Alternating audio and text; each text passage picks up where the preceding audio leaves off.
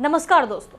7 अक्टूबर को इजराइल पर हमास के हमले के बाद फिलिस्तीन और इजराइल के बीच दोनों तरफ से मिसाइलें दागी जा रही हैं। दोनों देशों के बीच का विवाद खतरनाक मोड़ ले चुका है और रिपोर्ट्स के मुताबिक अब तक कम से कम 1600 नागरिकों की मौत हो चुकी है। इजराइल फिलिस्तीन संघर्ष के बीच लेबनान के हिजबुल्लाह ग्रुप का नाम भी सामने आया है। रिपोर्ट्स के मुताबिक हिजबुल्लाह ने 8 अक्टूबर 2023 को एक बयान में कहा कि उसने सीरिया के इजरायली कब्जे वाले गोलान हाइट्स की सरहद पर स्थित विवादित शेबा फार्म्स में इजरायली ठिकानों पर रॉकेट और गोले चलाए और फिलिस्तीन के साथ एकजुटता दिखाई है। ऐसे में आइए जानते हैं कि हिजबुल्लाह क्या है, इसकी शुरुआत कैसे हुई, इसके इरादे क्या हैं, ये किसके इशारों पर काम करता है, इसको कहां से मदद मिलती है, ये सब कुछ। दरअसल हिजबुल्लाह का मतलब होता है पार्टी ऑफ गॉड, यानी अल्लाह या ईश्वर की पार्टी। ये लेबनान का एक शिया मुस्लिम राजनीतिक दल और अर्धसैनिक संगठन है। लेबनान में ये राजनीतिक दल के तौर पर काम करता है। हिजबुल्लाह की शुरुआत क्यों और कैसे हुई, ये जानने के लिए तारीख के पन्नों में जाना पड़ेगा। यहाँ ये जानना जरूरी होगा कि साल 1943 तक लेबनान में फ्रांस का शासन था और इसका प्रभुत्व खत्म होने के बाद एक समझौते के तहत लेबनान की सत्ता देश के ही कई धार्मिक गुटों में बंट गई।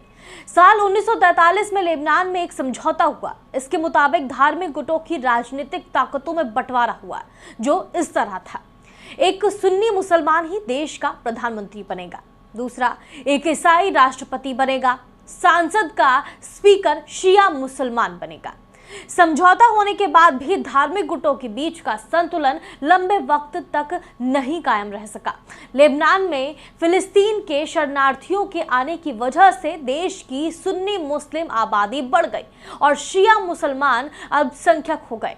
सत्ता ईसाइयों के हाथ में थी। ऐसे में शिया मुसलमानों को हाशिए पर चले जाने का डर सताने लगा। तमाम तरह की धार्मिक गहमागहमी के बीच लेबनान में साल 1975 के दौर में गृह युद्ध भड़क उठा, जो अगले 15 सालों तक चला। साल 1979 में ईरान में सरकार बदली और उसने इस वक्त को मध्य पूर्व इलाके में दबदबा बढ़ाने के लिए अच्छे मौके के रूप में देखा। ईरान ने लेबनान और इजराइल के बीच चल रहे तनाव का फायदा उठाना चाहा और शिया मुसलमानों पर अपना प्रभाव जमाना शुरू कर दिया और इसी के साथ साल 1982 में हिजबुल्लाह नाम के शिया संगठन की शुरुआत हुई।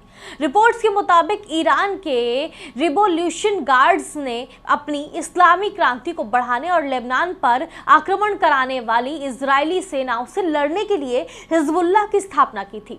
तेहरान की शिया इस्लामाबादी विचारधारा को साझा करते हुए हिजबुल्लाह ने संगठन में लेबनान के शिया मुसलमानों को भर्ती किया। ईरान ने हिजबुल्लाह को इजराइल के खिलाफ वित्तीय मदद देना शुरू कर दिया और जल्द ही हिजबुल्लाह खुद को एक प्रतिरोधी आंदोलन के तौर पर खड़ा कर चुका था।